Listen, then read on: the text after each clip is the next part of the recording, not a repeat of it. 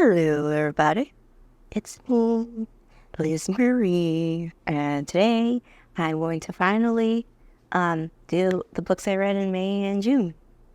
And it'll be the last one, hopefully, that I do 2 months together, because that's a lot, and I don't want to do that anymore. So after this, the next one will be just July, and hopefully I can post that within the month of August. But with the rate I'm going, who knows? But let's just get right into these books. The first book I read in May was the third book, Ruin and Rising. Average rating on Goodreads is 4.00, a flat 4. And I gave it, I don't remember because I touched the stars while I was trying to pull this up. And one of the stars, rating disappeared. I think it was a 4 because I enjoyed it more than the second book, and that one got a 3. But it's the final book in the trilogy. It's where everything comes to a head. You probably can hear my little doggo shaking her tail feather. I just hear her tinkling. The capital has fallen. The Darkling rules Ravka from his shadowed throne. Now the nation's fate rests with the broken sun summoner, a disgraced tracker, and the shattered remnants of a once great magic army. Deep in an ancient network of tunnels and caverns, a weakened Alina must submit to the dubious protection of the apparat and the zealots who worship her as a saint. Yet her plans lie elsewhere, with the hunt for the elusive Firebird and the hope that an outlaw prince will survive. Alina will have to forge new alliances and put aside old rivalries as she and Mal race to find the last of Morozova's amplifiers. I don't know if I said that right. But as she begins to unravel the Darkling's secrets, she reveals a past that will forever alter her understanding of the bond they share and the power she wields. The Firebird is the one thing that stands between Ravka and destruction, and claiming it could cost Alina the very future she's fighting for. Dun dun dun. I will say, I think some people, they saw that, what happens towards the end, they saw it coming. I didn't. Maybe I'm not paying enough attention, but I didn't. And it was a little devastating.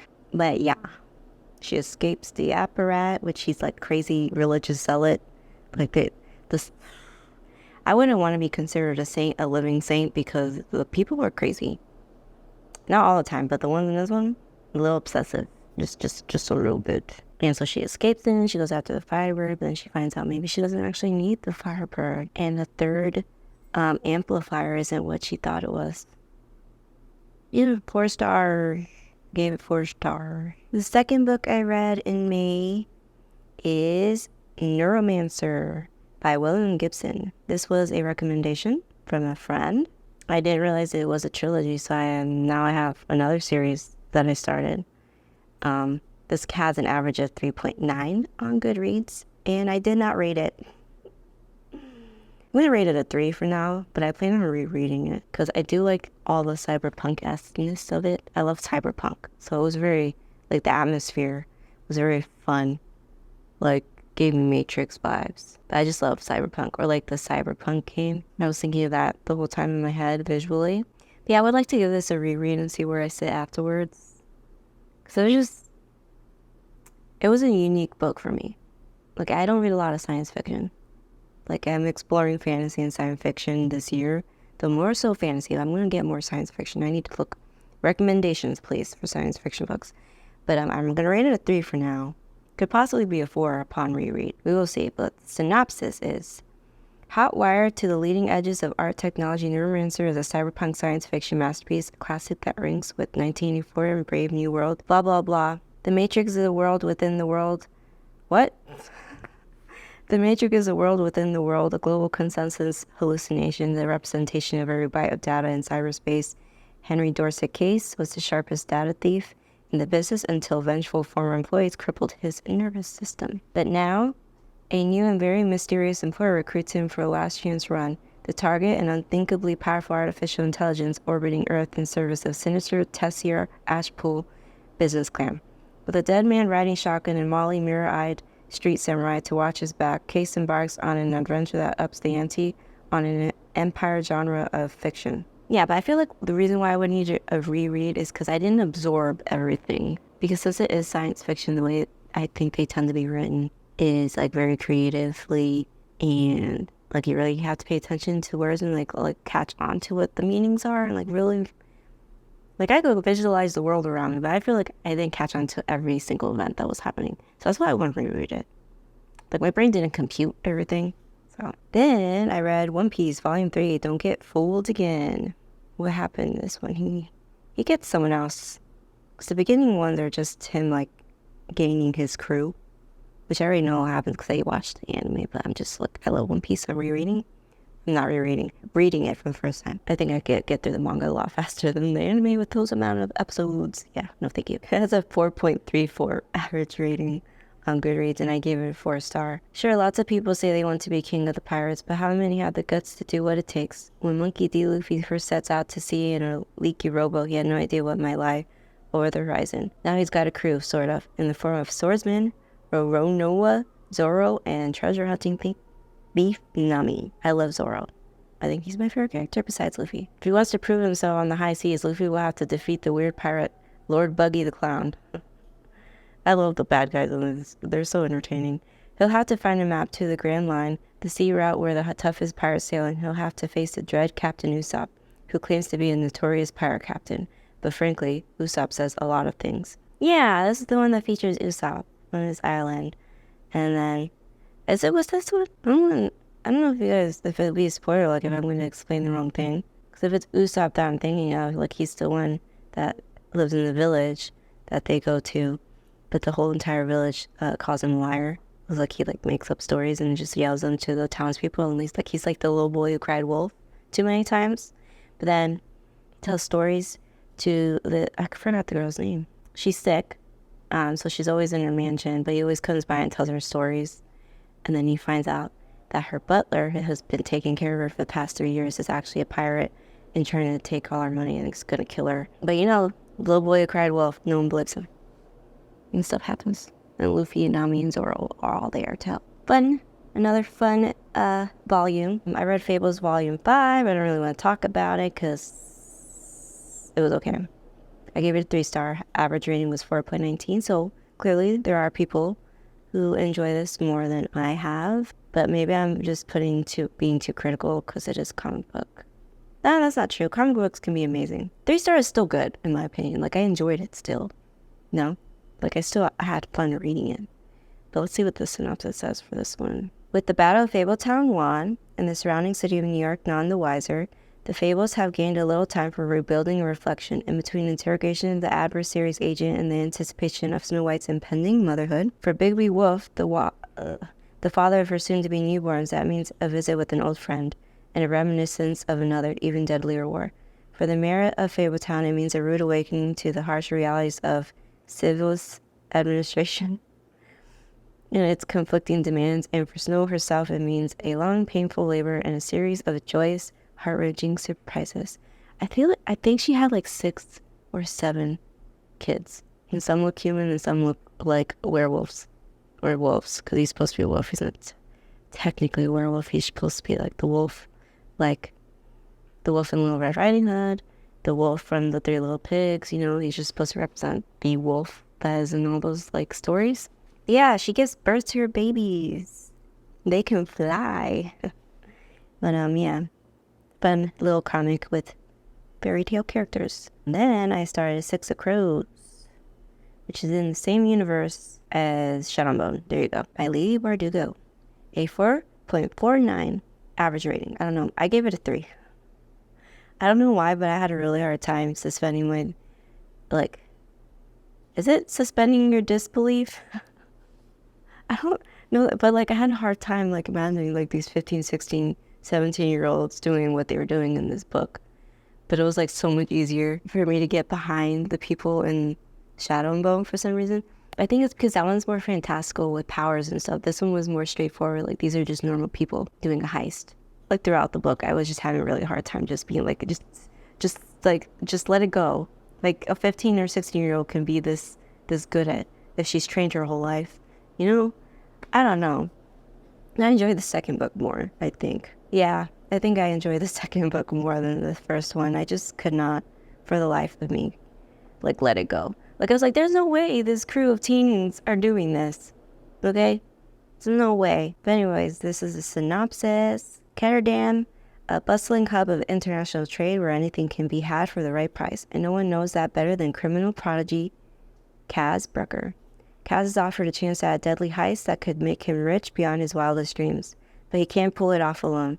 A convict with a thirst for revenge, a sharpshooter who can't walk away from a wager, a runaway with a privileged past, a spy known as the Wraith, a heart-render using her magic to survive the slums, a thief with a gift for unlikely escapes, 6 dangerous outcasts, 1 impossible heist. Kaz's crew is the only thing that might stand between the world and destruction if they don't kill each other first. One thing I did really enjoy about this book was the relationships between each of the characters and how they develop and how they interact with each other. It kind of was like a brood of siblings, but not exactly because, found family is maybe not like the purest form of found family, but this is group of people that come together and they, grow to care for each other. That's one aspect I enjoyed. For the life of me, I could not get over that these were teenagers doing this. And that's what got me. That's what got me.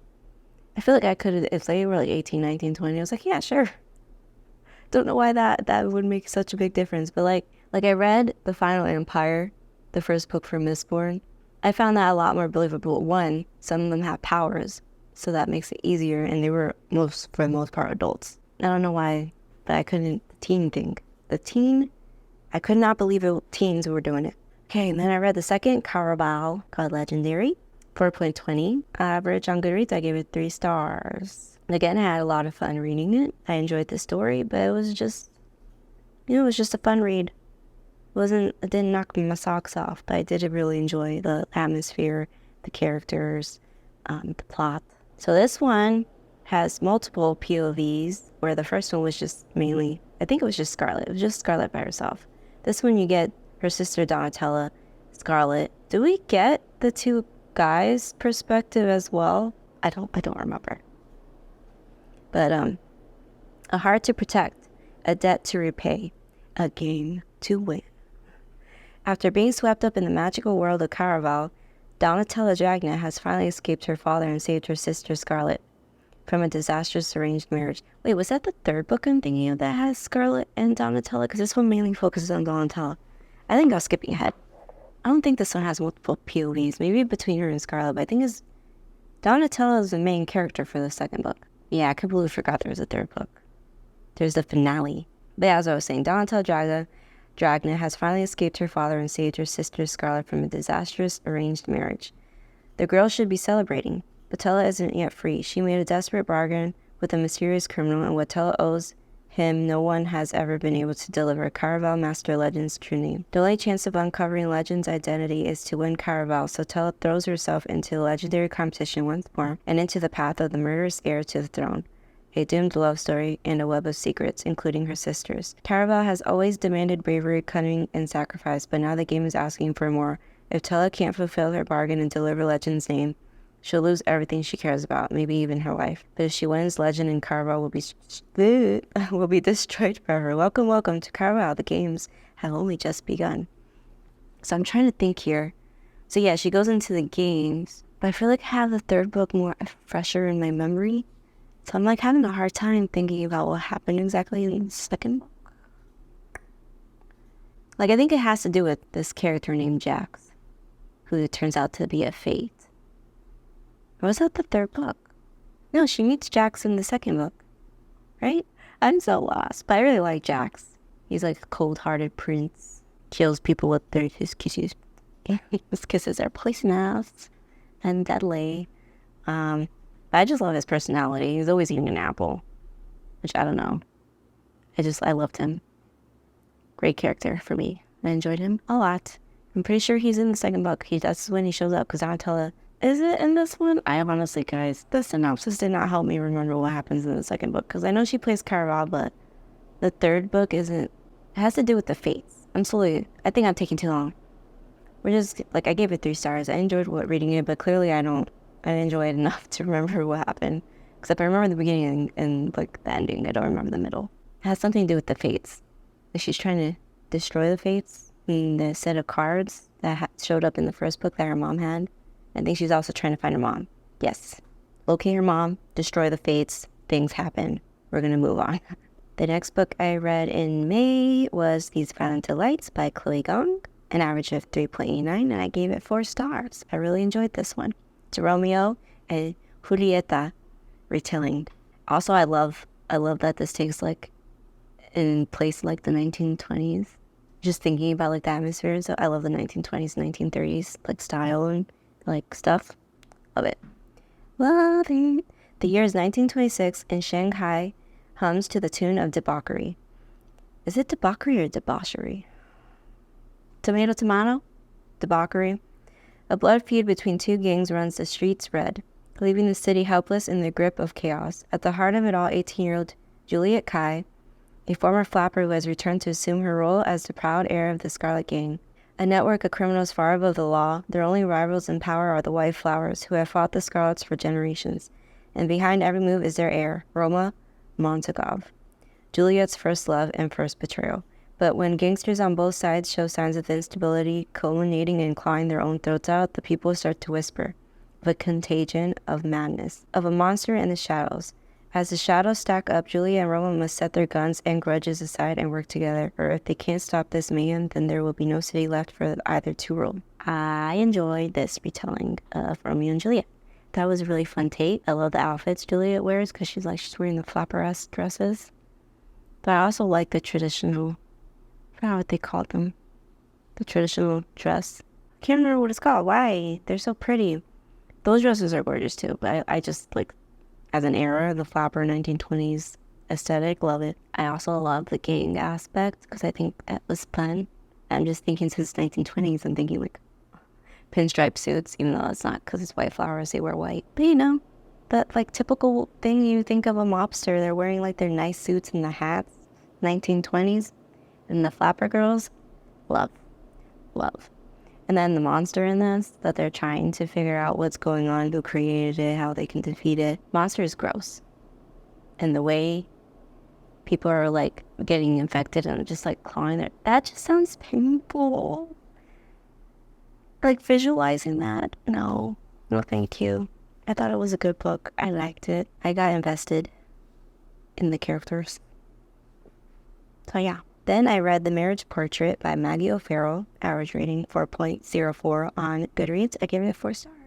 And this is just like, I don't want to say it's a retelling per se, but it's a real person, woman from history, and they're just telling the story of her life, a version of her life based on facts that are already available. Lucrezia de Medici, that's her name. And I really enjoyed this book. It felt very biographical, even though it was not 100% factual. But I love biographies, and this was a good one. And it felt like a good biography, even, you know, like I said, they're not 100% real events. The author of award-winning Hamnet brings the world of Renaissance Italy to jeweled bright life in this unforgettable fictional portrait of the captivating young Duchess Lucrezia de Medici as she makes her way in a troubled court. Florence, the 1550s, Lucrezia, third daughter of the Grand Duke, is comfortable with her obscure place in the palazzo, free to wonder at its treasures, observe its clandestine workings, and devote herself to her own artistic pursuits. But when her older sister dies on the eve of her wedding to the ruler of Ferrara, Modena and Reggio, Lucrezia is thrust unwittingly into the limelight. The Duke is quick to request her hand in marriage, and her father just as quick to accept on her behalf. Having barely left girlhood behind, that's something like, I know it was common back then, but she was like 13 and he was already in his late 20s, I think. It's just, well, you know, like her sister was like 18 or something. So still not great, but more acceptable, I would say, than giving away your adolescent daughter, barely a teenager. But yeah, where was I? Having barely left girlhood behind, Lucrezia must now enter an unfamiliar court whose customs are opaque and where her arrival is not universally welcomed. Perhaps most mystifyingly of all is her new husband himself, Alfonso. Is he the playful sophisticate he appeared to be before their wedding? The aesthete, happiest in the company of artists and musicians I can't read? Or the ruthless politician before whom even his formidable sisters seem to tremble? As Lucrezia sits in constricting finery for painting intent to preserve her image for centuries to come, one thing becomes worryingly clear. In the court's eyes, she has one duty: to provide the heir who will shore up the future of the Ferranese dynasty. Until then, for all of her rank and nobility, the new Duchess' future hangs entirely in the balance. I really got attached to her character, and it kind of made me think of Anne Boleyn, who also kind of died because she couldn't provide a proper heir, like a male heir for the king. Well, in her case, Kratia is married off to this man who's way older than her, and they expect her to provide an heir, because that's always the case with these arrangements with like royalty or anything back then. But she's unable to do that, and then so she suspects, since she's unable to provide an heir, that her husband is trying to kill her and get rid of her so he can marry someone else. So yeah, you're very much feeling the turmoil and the emotional havoc the situation is wreaking on her. And I really enjoyed this book. I would have purchased a physical copy because I would definitely reread it. I think even like in actual like stories you would read about her life, people do suspect that like there's a rumor that her husband had killed her. So that's where this story was coming from. I read A Court of Thorns and Roses by Sarah J. Maas. This is my first Sarah J. Maas book. Average rating 4.20. Gave it 3 stars. Had a lot of fun reading it. The writing style is not the best in my opinion. And just the whole story was it was fun, but I wasn't like blown away by it. But it was a fun read. And I believe it's a Beauty and the Beast retelling. So there's that. I mean, I've always been a fan of Beauty and the Beast, but yeah, an interesting retelling to say the least. But I'm sure most, if not all, know about this book. If not, you're very good at avoiding the internet. When 19-year-old huntress Feyre kills a wolf in the woods, a terrifying creature arrives to demand retribution. Dragged to a treacherous magical land she knows about only from legends, Feyre discovers that her captor is not truly a beast, but one of the lethal immortal fairies who once ruled her world. At least he's not a beast at all this time. That's not it either. At least he's not a beast all the time. As she adapts to her new home, her feelings for the fairy Tamlin transform from icy hostility into a fiery passion that burns through every lie she's been told about the beautiful, dangerous world of the Fae. But something is not right in the fairylands. An ancient, wicked shadow is growing, and Feyre must find a way to stop it, or doom Tamlin and his world forever. Like she kills the wolf in the beginning. Turns out that wolf was a fairy. She killed a fairy. But she doesn't feel any remorse because the humans all think fairies are evil, conniving, magical beings. So she's like, I don't feel guilty if he was a fairy. But then, Tamlin shows up as a big, big bad wolf. And she's like, I'm here for revenge for the person my friend that you killed, And he's like, either you let me kill you and your family or something like that, or you come back with me and be my prisoner. And so she does that to protect her family. She leaves with Tamlin. But she finds out, he's not half bad. This fairy's not half bad. And then, to this Beauty and the Beast, obviously she fell in love with him. But then the last third of the book was my favorite part because it was action-packed. I'm not going to say what happens because I feel like that's too big of a spoiler if you haven't read it. You learn about the world of the fairies that Sarah J. Maas has created for this storyline. And I may or may not continue. I mean, I didn't hate the book, so I might give the second book at least a chance. And I read Wayward by Amelia Hart, 4.14 average rating on Goodreads, and I gave it 4 stars. Really enjoyed this one. Really, really enjoyed this one too. What is the synopsis? I am a wayward and wild inside. 2019, under cover of darkness, Kate flees London for a ramshackle wayward cottage inherited from a great aunt she barely remembers. With its tumbling ivy and overgrown garden, the cottage is worlds away from the abusive partner who tormented Kate, but she begins to suspect that her great aunt had a secret, one that lurks in the bones of the cottage, hidden ever since the witch hunts of the 17th century. 1619, Altha is awaiting trial for the murder of a local farmer who was stampeded to death by his herd. As a girl, Altha's mother taught her their magic, a kind not rooted in spell casting but a deep knowledge of the natural world. But unusual women have always been deemed dangerous, and as the evidence for witchcraft is set out against Altha, she knows it will take all her powers to maintain her freedom. 1942. As World War II rages, Violet is trapped in her family's grand crumbling estate. Straitjacketed by societal convention, she longs for the robust education her brother receives and for her mother, long deceased, who was rumored to have gone mad before her death. The only traces Violet has of her are a locket bearing the initial W and the word wayward scratched into the baseboard of her bedroom, weaving together the stories of 3 extraordinary women across 5 centuries. That is one of the aspects I really enjoyed about this book, is that we got perspectives from all these women from different times in history, but they're all connected because they were all waywards. Same line of the family, same line of women who have this natural connection to the world and is seen and deemed wrong for it. You're not allowed to have power as a woman. You can't stray too far from like societal normals as a woman usually. And that is very much, explored in Wayward. I think it was done very well, and I love this book. And by the end of it, Kate finds herself, through the history of these women in her family. So it's a beautiful, beautiful story, and I love it, and I'm going to buy this one as well. I need to make a list of physical copy books that I want to actually buy, because most of these I just got from the library. Afterwards, I read The Invisible Life of Addie LaRue by V.E. Schwab. Average rating is 4.20. I gave it a 4-star. I really enjoyed this one as well. France, 1714. In a moment of desperation, a young woman makes a Faustian bargain to live forever and is cursed to be forgotten by everyone she meets. Thus begins the extraordinary life of Addie LaRue, and a dazzling adventure that will play out across centuries and continents, across history and art, as the young woman learns how far she will go to leave her mark on the world. But everything changes when, after nearly 300 years, Addie stumbles across a young man in the hidden bookstore, and he remembers her name. I really enjoyed the story of Addie LaRue and her desperation to escape what her family expectations are of her, because when did it start? 1714 France, she's expected to, be married, bear children, be a housewife, do all the things that are expected of a woman of that time. She doesn't want that. She's like, that's not the life for me.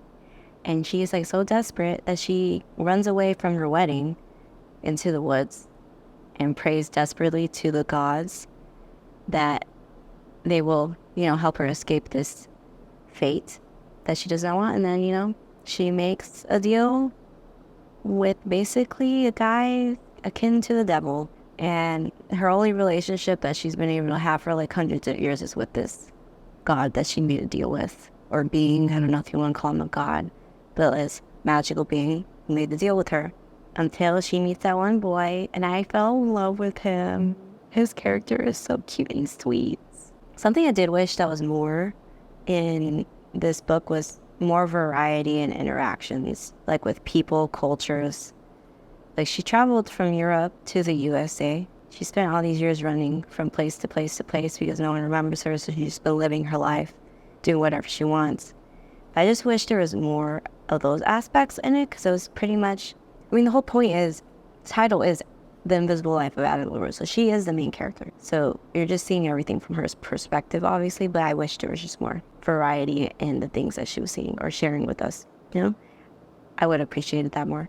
The next book I read in May was Earthlings by Sayaka Murata, translated by Jenny Tapley Takamori. The average rating is 3.6 on Goodreads, and I forgot to rate it. I think, thinking back on this book, it is definitely strange. The whole story from basically the beginning, practically. Not actually at the beginning, because it starts off pretty normal, but the events that take place are pretty strange. So I don't know what I want to rate this. I think I'll give it a 3-star. Here's the synopsis. Natsuki isn't like other girls. She has a wand and a transformation mirror. She might be a witch or an alien from another planet. Together with her cousin Yu, Natsuki spends her summers in the wild mountains of Nagano dreaming of other worlds. When a terrible sequence of events threatens to part the two children forever, they make a promise to survive no matter what. Now Natsuki is grown. She lives a quiet life with her asexual husband, surviving as best as she can by pretending to be normal. But the demands by Natsuki's family are increasing. Her friends wonder why she's still not pregnant, and dark shadows from Natsuki's childhood are pursuing her. Fleeing the suburbs or the mountain of her childhood, Natsuki prepares herself with a reunion with Yu. Will he still remember their promise, and will he help her keep it? So yeah, this is another story of a woman who doesn't quite fit into societal norms. She wasn't interested in having relationships. So I think, if I'm remembering correctly, she made a deal with her husband because he's asexual, so he's also not really interested in relationships. So just for like to get their families off their back, they're like, hey, let's just do a marriage of convenience. So there's no actual relationship there. And so I think her husband also gets involved with the whole thing between her and her cousin and her husband. She believes she's an alien her whole life. And then her husband also believes the same thing. But the ending is like crazy. Like the point that she gets to, like they run into the mountains for a vacation to her, is it her grandparents' old home? Stuff happened as a child. I'm like all over the place. But her and her cousin as a child, they're like very close. They married each other. They had shared rings. They promised like to be there for each other for their entire life. And then something happens. I'm not gonna say what it is unless you read the book. You'll find out where like the whole family finds out and they're just like separated and they don't have contact for like years. And then her husband requests, because he hears about her memories as a child in the mountains. He's like, oh, I want to go to that home. So he goes there. She finds out her cousin has been living there for a little bit, so they're reunited in that way, and it's very awkward. But then more events happen with the whole them believing they're aliens thing, and then it just gets weirder and weirder and wilder and wilder. And I'm just like, by the end of the book, I was like, what just happened? But yeah, it was 3 stars. I don't know. Should it be 4 stars? It was a very interesting book. Is that the last book I read in May? No. I also read One Piece Volume 4, The Black Cat Pirates. I think this is where they fight the butler and his pirates to try to protect the island and the girl that Usopp cares for, that he tells stories to. So it's like it's another extension of what is going on. Then I think Usopp finally decides at the end to join Luffy as part of his crew. Yeah, there's pirates, 2 pirates that act like the cat, like they're feline-esque, which was really fun. Here's the synopsis. Wait, did I even say the average rating? The average rating was 4.35 on Goodreads, and I gave it 4 stars. Captain Kuro, the Black Cat Pirates, was the most feared evil genius on the high seas until he vanished. Most people believe he's dead, but only his crew knows the truth. Captain Kuro has been laying low in a small seaside village. He's the butler, posing as a mild-mannered butler until the time the pillage is just right. Now that time has come and the ruthless Black Cat Pirates are about to attack, unless, of course, Monkey D. Luffy can stop them. All Luffy has on his side are the sword-wielding first mate Zoro, his thieving navigator Nami, Usopp, a local kid with a knack of telling lies, and his own bizarre rubber-limbed powers. If these 4 amateur pirates want to stop the entire Black Cat crew, they'll have to come up with a pretty slick plan. Pretty sure they pour oil down a hill to keep them from like being able to climb up. I got that. If you read it, the slick part, the oil is pretty slippery and slick. I mean, all of One Piece, I'm pretty sure it's going to be a fun read for me. I love Luffy. Okay? And I'm pretty sure I'm just going to keep enjoying all these volumes. Okay, here's the other book by Sayaka Murata that I read in the month of May still. Convenience Store Woman. Translated by Jenny Tapley Takamori. Average star rating is 3.7. And again, I did not rate this. I think I'm going to give it 3 stars as well. Overall, I did enjoy both the books I read from her.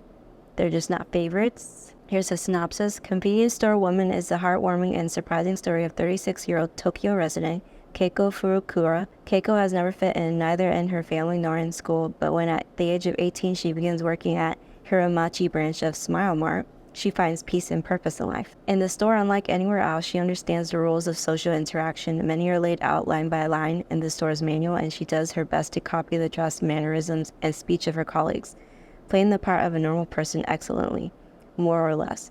Managers come and go, but Keiko stays at the store for 18 years. It's almost hard to tell where the store ends and she begins. Keiko is very happy, but the people close to her, from her family to her co-workers, increasingly pressure her to find a husband and to start a proper career, prompting her to take desperate action. A brilliant depiction of an unusual psyche in a world hidden from view, Convenience Store Woman is an ironic, sharp-eyed look at contemporary work culture and the pressures to conform, as well as a charming, completely fresh portrait of an unforgettable heroine. So, like, again, this is like a woman who doesn't quite fit into society, like the way they want you to. That's a pattern. I read a lot of those books, apparently. I enjoy them, for the most part. But I don't know.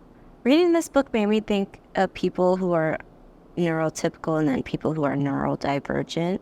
And, like, she feels like she's a good representation for someone who doesn't fit like the typical norm of how you would interact with someone else, how you move through the world. And that aspect I really enjoyed.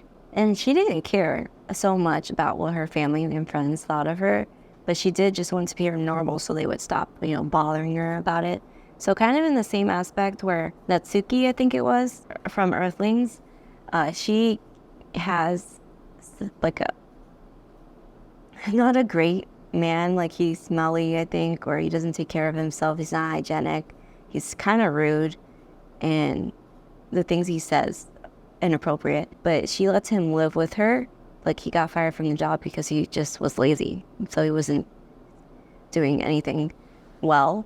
So he got fired, and then she just offered to let him stay with her so her family would think she's in a relationship. But yeah, the whole of the story is like she's content where she is in life, and sometimes that's just okay. Like, you might be content in your life with the way things are, but the people around you are like wondering why you are content. But I'm like, just because something isn't something you want doesn't mean it's not fine for someone else, 3 stars for that. I did enjoy it. I think I enjoyed this one a little more than the Earthling ones. But I think it's because I was just not expecting how the Earthling ones went. So, but they were both like good books. I would still recommend both of them. Then the last book I read in May is If We Were Villains by ML Rio. Average rating is 4.21. I gave it 4 stars. I really enjoyed this one too. Here's the synopsis. Oliver Marks has just served 10 years in jail for a murder he may or may not have committed. On the day he's released, he's greeted by the man who put him in prison. Detective Colborne is retiring, but before he does, he wants to know what really happened a decade ago. As one of 7 young actors studying Shakespeare at an elite arts college, Oliver and his friends play the same roles on stage and off. Hero, villain, tyrant, temptress, ingenue, extra. But when the casting changes and the secondary characters usurp the stars, the plays spill dangerously over into life, and one of them is found dead. The rest face their greatest acting challenge yet, convincing the police and themselves that they are blameless. I really enjoyed this book, though I did see some of the things coming, like they weren't surprises when they were revealed. And I love Shakespeare, so I really enjoyed the aspect of them, like being pretentious and like quoting Shakespearean to each other. Like, that's how they would communicate, because that was their studies. That was like 24/7 Shakespeare. I also really enjoyed the theater. So that aspect I also really loved, and all the characters I feel were unique enough from each other. Overall, I really did enjoy the book, and I was just upset at the end because it was kind of, like open-ended in a way, in my opinion, with like certain characters. I think I want to buy it. I want to reread it now thinking about it. Like, I was like shipping 2 characters together so much, and in the end, what happens just like was really upsetting for me. So yeah, I thought it was a really good book. If you enjoy Shakespeare, if you love the like theater stuff, stories that take place in college years, kind of like flashback style, because he's retelling the events of what happened 10 years before, and just like mystery thriller kind of dark academia stuff, then yeah, you should check out this book. I thought it was pretty good. I'm here 4 stars. The first book, actually, before I go into that, how many books was that for May? 1, 2, 3, 4, 5, 6, 7, 8, 9, 10, 11, 12, 13, 14, 15. That's a lot. I'm not reading nearly as many books. I know people on booktube, like, they'll be like, I read 38 books this month. I'm like, how? How are you doing that? I don't. First book for June, Babel, An Arcane History by Arth Kwong. Average rating, 4.24. I have not rated this because I was like, after I finished, I was really debating, but I think I'm going to give it 4 stars. Because overall, I thought this story was great. I really, like, thinking back on it, I want to reread it. It's not a perfect 5-star for me, like it wasn't like the best of the best for me, but I love it. I ended up loving it. Like, the more I thought about it after I read it, I was just like, I was more and more falling in love with the book, and I want to reread it. Yeah, it was my first R.F. Kwong, and I really enjoyed it. I really want to read The Popular. I want to give that a go. And then Yellowface. Let's see, what was the synopsis? So I can give you guys an idea of what it's about if you don't already know. Babel, a historical fantasy epic that grapples with student revolutions, colonial resistance, and the use of language and translation as a dominating tool of the British Empire. Traditor An act of translation is always an act of betrayal. 1828. Robin Swift, orphaned by cholera in Canton, is brought to London by the mysterious Professor Lovell. There is trains for years in Latin. I read that completely wrong. He trains for years in Latin, ancient Greek, and Chinese, all in preparation for the day he'll enroll in Oxford University's prestigious Royal Institute of Translation, also known as Babel. Is it Babel or Babel? Who knows? Same thing, like tomato, tomato. The tower and its students are the world's center for translation and, more importantly, magic. Silver working, the art of manifesting the meaning lost in translation using enchanted silver bars, has made the British unparalleled in power, as the arcane craft serves the empire's quest for colonization. I read that wrong. For Robin, Oxford is a utopia dedicated to the pursuit of knowledge. But knowledge obeys power, and as a Chinese boy raised in Britain, Robin realizes serving Babel means betraying his motherland. As his studies progress, Robin finds himself caught between Babel and the shadowy Hermes Society and an organization dedicated to stopping imperial expansion. When Britain pursues an unjust war with China over silver and opium, Robin must decide, can powerful institutions be changed from within, or does revolution always require violence? I thought the conversation in this book was great, talking on colonialism, the line between right and wrong. Like, you're taking things from another culture while you're oppressing them at the same time. Like with the thing at the end with China, with them wanting to like take all their silver, but they're also pumping opium into the streets, making the people there addicted to opium. So they can't do anything about them taking over and taking all the silver in order to better their society. But they're not dispersing the magic or inventions, things to make the society better to these countries that they're taking their language in order to make these magic bars work. I believe it was like the bars work to do something depending on the meaning and translation of the word. So it'll have like the English word and then another, the same, not basically the same, but like something similar enough in translation to make it work, to maybe make the carriages run smoother or faster, to make something last longer, maybe help the foundation of the building. It's just a bunch of different things. I don't think you have to take the book so seriously though either, because it is fiction. So I don't know. I feel like some people may just have been personally offended by this book, which you don't have to take offense from a work of fiction. It wasn't directed at you, and if you take offense from it, maybe you should look at yourself and find out why it's offending you. You know, I don't ever understand, just like anything in general on the internet.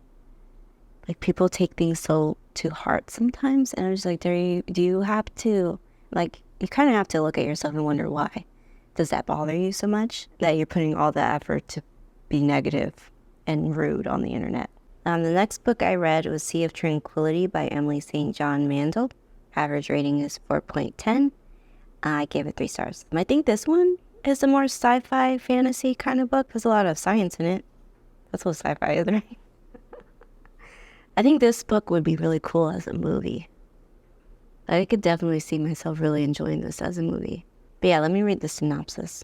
It would probably like also refresh my memory more than I remember what it's about. But a novel of art, time travel, love, and plague that takes the reader from Vancouver Island, 1912. Oh yeah, I think I might bump this to a 4. Like, the whole concept's really interesting. Like, anything that has to do with time travel or moving through time, and then events happen that, like, sometimes my brain can't comprehend. It's like, wait, how is that happening at the same time that this is happening that affects this? I was just like, what?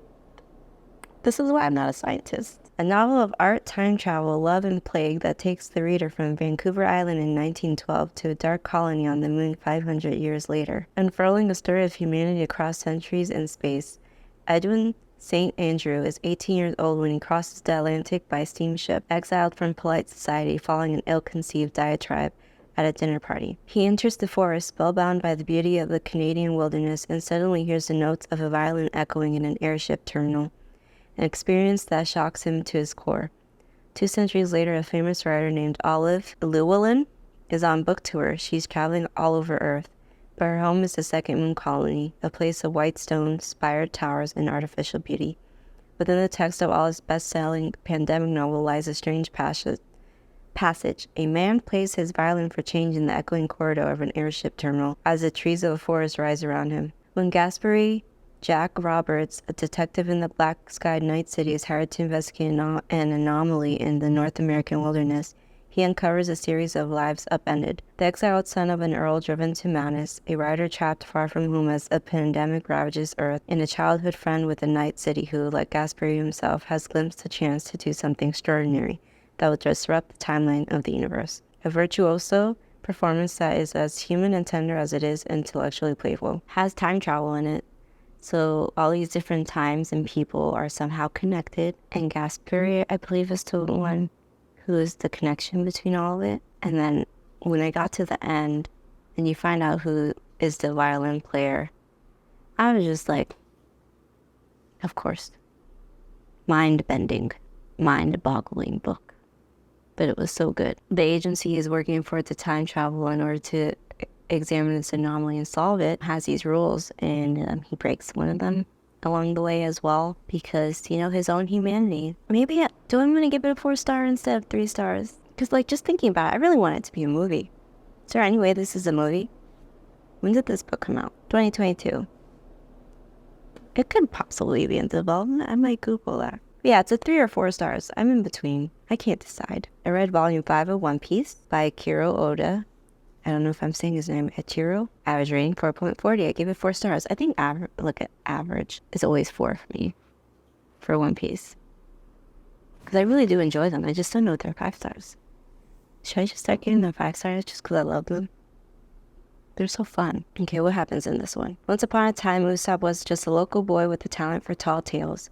Everyone in his little seaside village knew him as a joker who claimed to be a pirate captain and woke up in the mornings by shouting, "Pirates are coming." But then real pirates landed on the beach. Now Usopp's village is under attack by the Black Cats. Okay, so we're just continuing the same storyline. One of the most legendary and feared crews on the high seas, and 3 young would-be pirates have joined him in defending the village. Nami the thief, Zoro the swordsman, and Luffy, the straw-hatted wannabe pirate with incredible rubber powers. Usopp is about to find out how an imaginary pirate stands up to a real thing, and what it means to be a real pirate. His neighbors would never believe it in a million years. I don't think the villagers actually find out that they were being attacked because it happened on the beach on the outskirts of the village, so it never actually made it to the village. Yeah, I'm pretty sure it's supposed to be Zoro because it keeps saying Zolo. Is that a bad translation? It's supposed to be Zoro, right? I feel like it's supposed to be Zoro, but it says Zolo in the synopsis on all of these. And even when I read, I'm pretty sure it's supposed to be Zoro, not Zolo. So I'm confused. Anyway, 4 stars. Really enjoyed the adventure of Luffy and his gang. Then I read Cursed Bunny. I gave Cursed Bunny 3 stars. I was thinking about it this past week and I kind of want to reread it. But it's by Bora Chung, translated by Anton Her. Average rating is 3.84 on Goodreads, and I gave 3 stars. But this book has basically like a cult in it, with these girls that call each other Bunny. Cursed Bunny is a genre-defined collection of short stories by Korean author Bora. Oh, I'm thinking of the wrong one. I'm thinking of just Bunny. I was wondering why the author didn't look right. Yeah. I also did give this one 3 stars though. Cursed Bunny, Bora Chung. Short stories that I cannot recall. Blurring the lines between magical realism, horror, and science fiction, Chung uses elements of fantastic and surreal to address the very cores of cruelty. I'm giving this one 2 stars. I can't even remember the short stories really, so I think that says a lot. But yeah, I definitely was thinking of Bunny. Then I read Crooked Kingdom, the second book of 6 Crows by Lee Bardugo. Average rating is 4.6. I think I gave this one 4 stars. I don't have the rating written down here. I've got a bad habit of doing that. Welcome to the world of the Grisha. Kaz Brecker and his crew of deadly outcasts have just pulled off a heist so daring even they didn't think they'd survive. My thoughts exactly. They're teenagers. Come on. No life experience. I mean, they have a lot of life experience, but I'm just like, compared to someone who's like 30, 40 doing the heist, I don't know. It threw me off. Sidetracking. Kaz Brecker and his crew of deadly outcasts have just pulled off a heist so daring even they didn't think they'd survive. But instead of divvying up the fat reward, they're right back to fighting for their lives. Double-crossed and badly weakened, the crew is low on resources, allies, and hope, as powerful forces from around the world descend on Ketterdam to root out the secrets of dangerous drug known as Jurda Param. Old rivals and new enemies emerge to challenge Kaz's cunning and test the team's fragile loyalties. A war will be waged on the city's dark and twisting streets a battle of revenge and redemption that will decide the fate of the Grisha world. That drug they're talking about does wild things to the Grisha. Like, it was introduced in the first book, wasn't it? No. I think it was just this book that wasn't introduced in the last book. But yeah, I did enjoy this one more, the more I'm thinking about it. I enjoyed the story in this one. Like, the Wraith, I can't remember her actual name. She gets kidnapped, and Kaz is, like, low-key in love with her. Though he can't tolerate, like, physical touch and closeness because of things that happened in his when he was younger with his brother. Like, his brother died and stuff, but the way the events happened, like, left the personal trauma. So, that's the thing with Kaz. Yeah, she's, like, kidnapped. They're trying to get her back. And then other things are going on with the drug that they're also trying to prevent from, like, spreading. Oh my god. What else happened? Oh, there's a death in here, and I was very upset about it. But I was like, it was bound to be one. It's bound to be one. I don't know, but I think I heard she's doing a third book. Which, I mean, the ending of this one was open-ended enough, I believe, for there to be a third book. But I think I'm fine with just the duology. I think that was good. And I feel like Kaz is my favorite character. But I also love the other two guys, too. And I can't remember their name. Because they're kind of like a thing together, too. And that one's really cute. I can't remember anyone's name. And they're not mentioned in the synopsis. Like, why wouldn't you mention other characters? They're important too. It's not just Kaz. Kaz would be nothing without the rest of them, okay? Then I read Uzumaki by Junji Ito. I've been waiting to read Junji Ito for forever. The average rating is 4.44. I gave it 4 stars. I really enjoyed it. Spirals. This town is contaminated with spirals. Kuruzu-cho, a small fog-bound town on the coast of Japan, is cursed. According to Suichi Saito, the withdrawn boyfriend of teenager Kiriko Shima, their town is haunted not by a person or being, but by a pattern. But I got the full volume. Read it basically in one day. I mean, it is manga, but it's like a thick volume of mangas all together. But there's like some body horror in here. So like you're flipping the pages, and since it's like very imagery heavy, because it's manga, like some of it was just very like, I just imagining that sitting in front of me in real life was just gross. And all it has to do with spirals. So like there's like just spiral shaped stuff. And then like eventually towards the end of the book, like the main characters are trying to escape, but the whole town is basically a spiral. So like you'll be taking one route, and then somehow you end up right back where you were. And it's just crazy. Very good. I love it. If you love horror, I think it was very effective in here with the imagery. It had a lot to do with like mental horror. Like there's visual stuff too, but a lot of it had to do with like your mental health. Like how it was affecting you personally. And I was just like, it gave me the hibba-jibs, okay? Hibba-jibbies. And I thought it was good, and I really want to read Tomi next. I'm going to buy that volume of Tomi. I read the graphic novel for Extraordinary from the Villain series from V. Schwab. Average rating is 3.78. I gave it 3 stars. It just has like a side character, and then it has, what's his face? I just read the second book of Villains. Vengeful was the second book. What is his name? Like, Victor's my favorite, so I automatically remember him, but what the heck?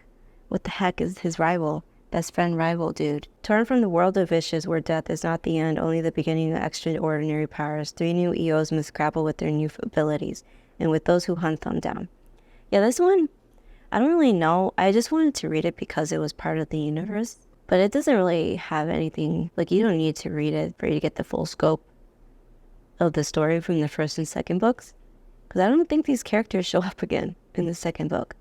So I kind of was like, what was the point of this? It just shows the other, what's-his-face in captivity, trying to almost escape with these other 3 new EOs. And I don't know, 3 stars. I still enjoyed it, because it was just like a quick, easy graphic novels with colorful, fun pages. But the next book was Finale. Carval number 3 by Stephanie Garber. Average rating 4.20. I didn't rate this one either. 3 or 4 stars. I'm not sure. A love worth fighting for, a dream worth dying for, an ending worth waiting for. It's been 2 months since the Fates were freed from the deck of cards from the second book, so I was on the right track with that one. The Fates were definitely involved. 2 months since Legend claimed the throne for his own, and 2 months since Tella discovered the boy she fell in love with doesn't really exist. Heart-wrenching. That's the girl he does. With lives, empires, and hearts hanging in the balance, Tilla must decide if she's going to trust Legend or a former enemy. After uncovering a secret that upends her life, Scarlet will need to do the impossible. The legend has a choice to make that will forever change and define him. Caraval is over, but perhaps the greatest game of all has begun. There are no spectators this time, only those who will win and those who will lose everything. Welcome to finale. All games must come to an end. Yeah, this is the one that has the multiple POVs. Because I'm pretty sure you get Legends POV also. Do we also get the love interest of Scarlet? Why can't I remember his name? I like him. I really like him. I'm very bad with names. I need to start just taking notes, writing down, and I can reference them for these videos. Like, that name. I have it right here. Not in my brain. Trash deleted the file. I don't know. But yeah, the Fates are freed, and then they're trying to get rid of them and destroy them once and for all. Because the way the ending of Legendary Legend decides to save Tella by freeing, I think that's what happened, by freeing the Fates from the cards instead of destroying them, even though that was the initial goal. So the Fates are freed in this one, and I think her mom also was in the cards. So yeah, she got freed as well, but she's in like a deep slumber, and so they're all trying to like race against time and stuff to defeat the Fates, retrap them or destroy them, and then stuff happens with her mama. Like, her mama basically is gone by the beginning, basically at the beginning of the book. I was like, what was the point of even having her come back? I was so annoyed by that. I was like, okay, bye, Mom. Nice seeing you for 5 seconds. 5 whole seconds, and then gone. Gone from the story, basically. I mean, she keeps coming up, but, like, her physical presence, there for 5 seconds, and then gone. So annoyed. And then the whole thing with Legend and then Tella and their love, and then Jax is also there, so kind of feels like kind of a love triangle, but not really, because Jax supposedly can't really love, because he's cold-hearted snake. Look into his eyes. Uh-oh, he's eating an apple. I think the second series she did has Jax in it, right? Because I need to read that one. I really love Jax. His personality is just, I love it. Him and his apples. I'm just rambling at this point.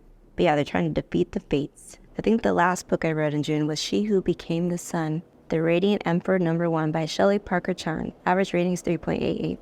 For this one, I'm really debating giving it 3 or 4 star. Like, I can't decide. Overall, I really enjoyed the story and where it's going, and I'm going to read the second book. But, like, I just can't decide. Is it 3 stars or 4 stars? What do you guys think? You want to decide for me? I can't decide. Let's read the synopsis. In a famine-stricken village on a dusty yellow plain, 2 children are given 2 fates. A boy, greatness. A girl, nothingness.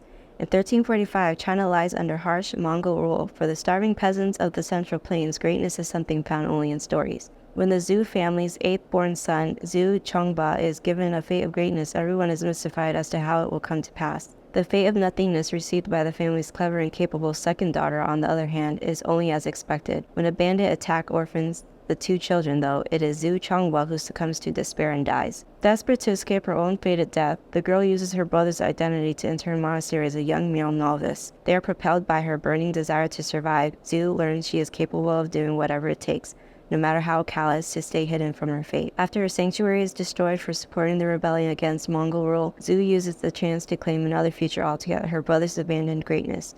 Mulan meets the Song of Achilles. I think that's an accurate depiction, actually. Mulan meets Song of Achilles. It's like both those vibes mixed together in a pot, and thrown together. But yeah, I really enjoyed the aspect of her taking her life into her own hands. Even if she isn't being fully herself, she's posing as a male, her brother. There are queer aspects to this. He, she, they, I'm going to say they. They get involved with another woman for purposes that are part of the story, so it's good. Liked it. Yeah, and this is just basically their path to greatness. They started off as nothing, and they were determined to be the greatest thing anyone has seen. So yeah, it was very good. I think I'm gonna give it 4 stars. I think it deserves a 4 star. I really did enjoy this book. Yeah, I'm all about the empowerment of others. Taking things into your own hands, accomplishing what others said you could not. And that is very much central to the story. Like, they are accomplishing a lot. Let me tell you, like, through thick and thin, they are getting there. I can't wait to read the second one. I wonder how it's going to end. It's already out. I requested it from the library. I'm going to buy the paperbacks because I honestly like, I don't know if is it Yeah, I like this cover more than the UK cover, but I want it in paperback. So I'm waiting for the second one to come out in paperback, and I'll just buy both of them and own them and probably reread them. But I just feel that cover encompasses the vibe more than the dragons or like the phoenix that was on it. I think the UK cover, I feel like they were very pretty covers, but I don't feel like it has the vibe. It encompasses the story on the cover like these do. You know? Yeah, moving on. I think that was actually the last book. Yeah, last book. How many books did I read for June then? Did I say July? It's June. These were books for June. 1, 2, 3, 4, 5, 6, 7, 8, 9, 10. 10. 5 less than the month before. But you know what? I think that's better because then I can really take my time with the books. Not that I'm rushing through them. But like the book I'm reading right now, I'm on my like 7th day. But this past week I've been like crazy. I don't know, busy. I feel like I was busy, but not really. But I wasn't really reading. So that's why it's taking me so long to get to this book. I mean, it is a thick one. It's the second book for the what was the first one? The Wolf of Orignaro, and then I'm on the Icosar Falcon. That's the second book. So that's the one I'm reading right now. It's a thick one. It's a thick one. But, yeah. That was all the books I read for the months of May and June. And now, hopefully, I will get to July before the end of this month, August. And I will share with you those books. But I hope you guys enjoy. Please share any recommendations that you may have. I kind of do want to read science fiction more, so those would be good. Or any like really great, awesome romance. Because I am picky with romance. Now, I wouldn't say picky. I have a hard time getting into the romance, contemporary romance, or like, unless it's like fantasy romance. Romance fantasy? Which one is the romantasy? Is it romantasy that has the more heavy romantic aspects to it? That I will tolerate because that's fantasy. So I tend to like those more. I'm going on a tangent. But yeah, I hope you guys enjoy. See you next time. Bye.